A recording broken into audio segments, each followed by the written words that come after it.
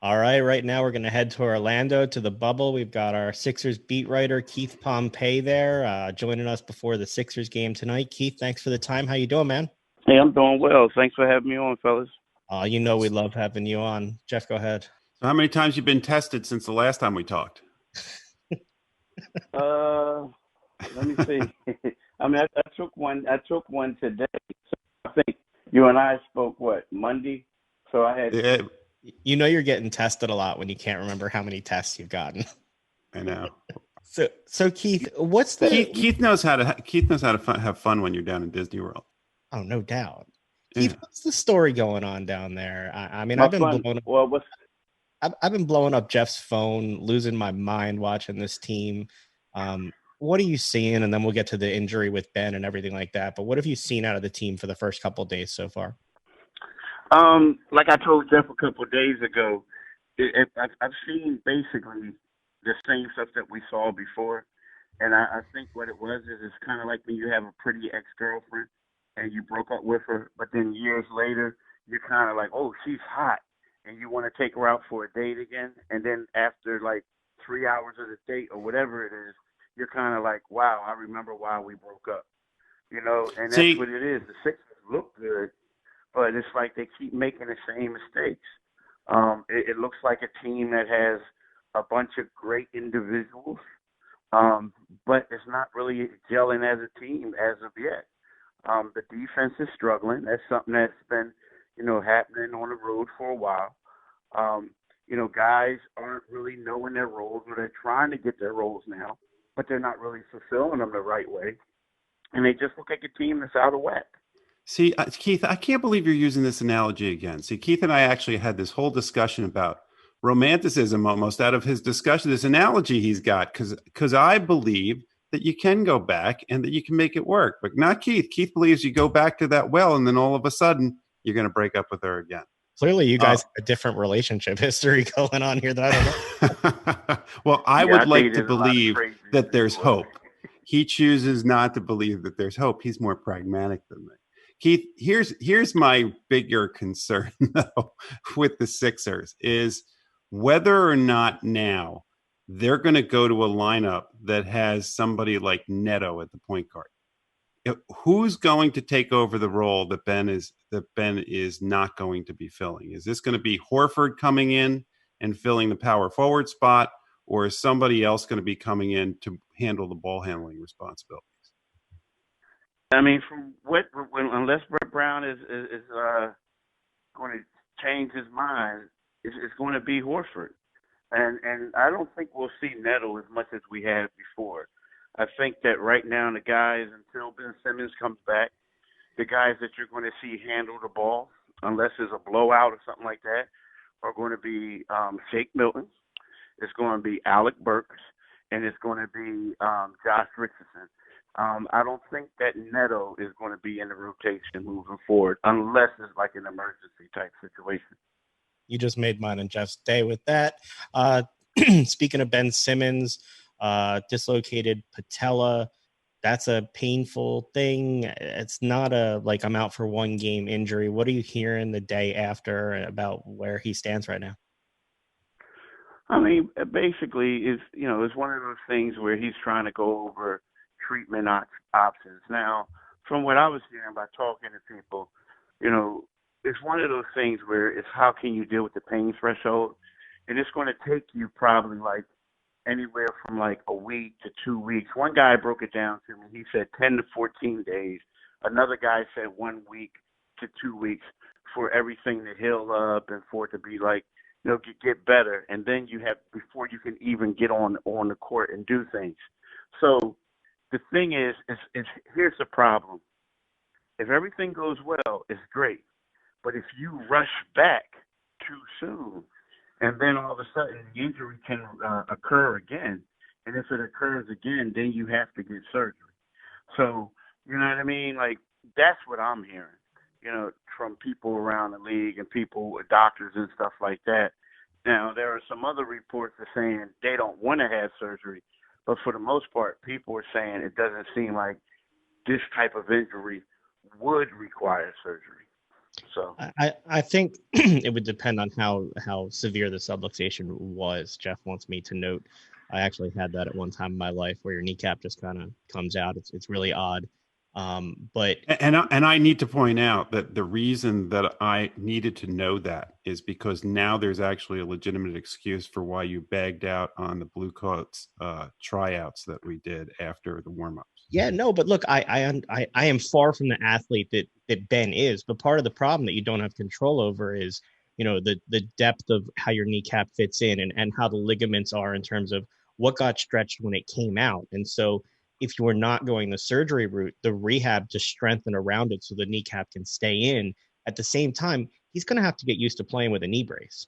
And that is a different feeling when you're a player that's been out on the court who himself is still trying to find his place. So that's sort of my concern about, it looks like the Sixers, again, best case scenario is they're going in a hampered team to potentially the playoffs again this year without one of their stars. I mean, if they go on with best case scenario, he's going to be banged up. I mean, he is going to be banged up, man. But my thing is like, how effective is he going to be? Like, kind of like you said. I think that, if I'm Ben Simmons and if I'm his agent, I'm sitting there and I'm saying to him, like, hey, it's kind of like one of those things where, is this worth your career coming back? Now, What? again, he can play with it, but it's always that concern of it popping back out, Well, and So, nothing I mean, happens in a vacuum, Keith. So you end up with, he's had the back injury, then he compensates for the back and he potentially hurts the knee.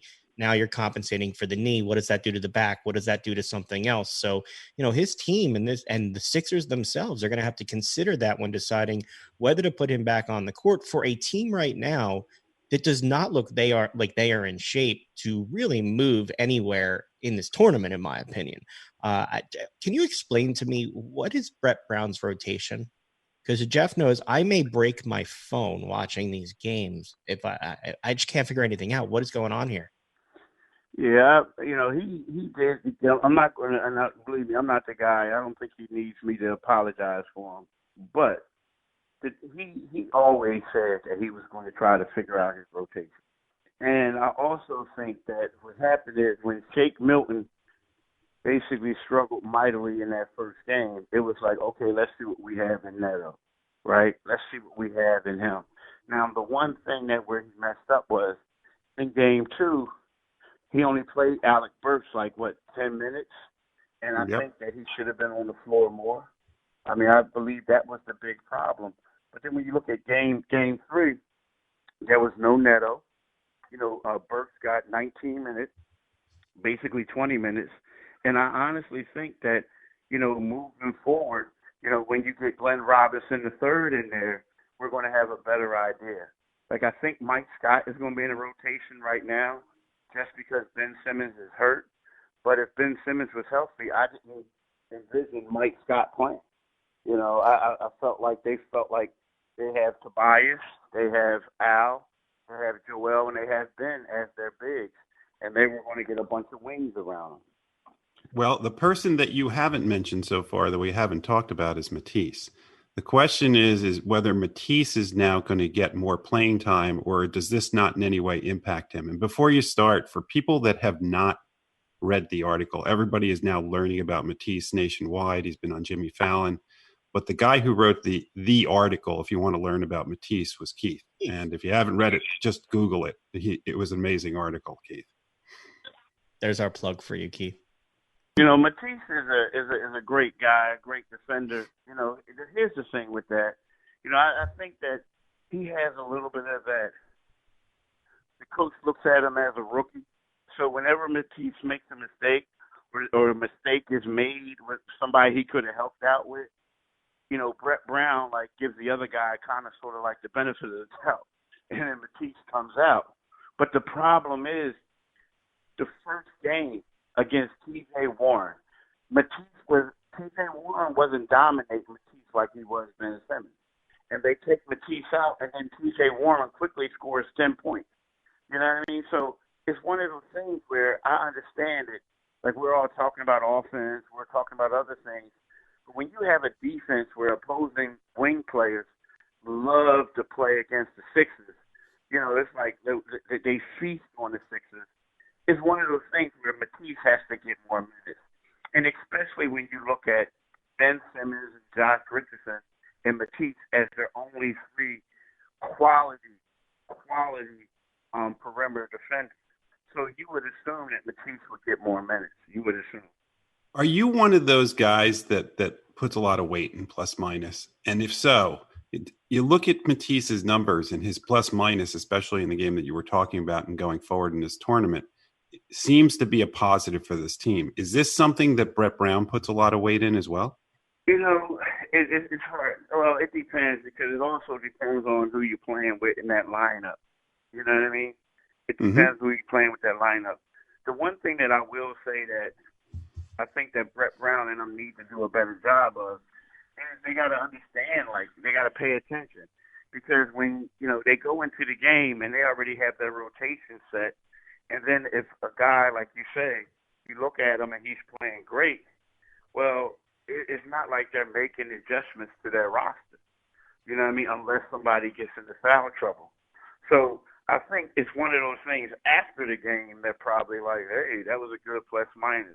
Or, hey, this guy made 4 threes. You know what I mean? But it just seems like during the game, it's like they're not really doing a lot of quality in-game coaching.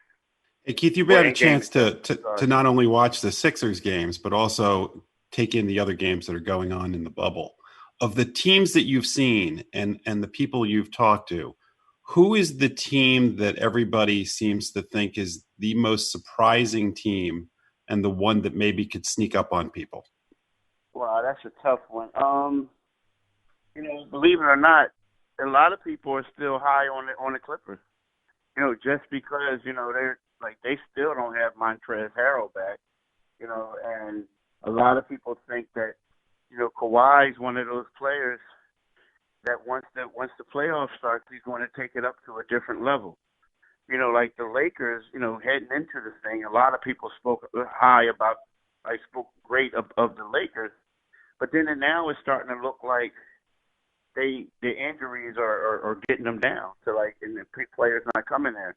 But yeah, everyone's talking about the Clippers. I mean, people are just saying, just wait until the playoffs start, and we'll see the Clippers, have their full squad here, and they're going to take it up another notch. So I don't know if you've had a chance to look at any other sports that are going up in Philadelphia. Up here, we have a guy who's standing outside Phillies games with an air horn.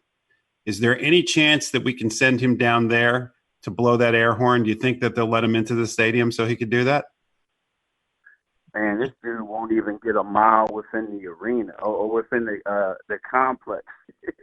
That's what I wanted to ask you about, Keith. For those of us, very few people get into that area.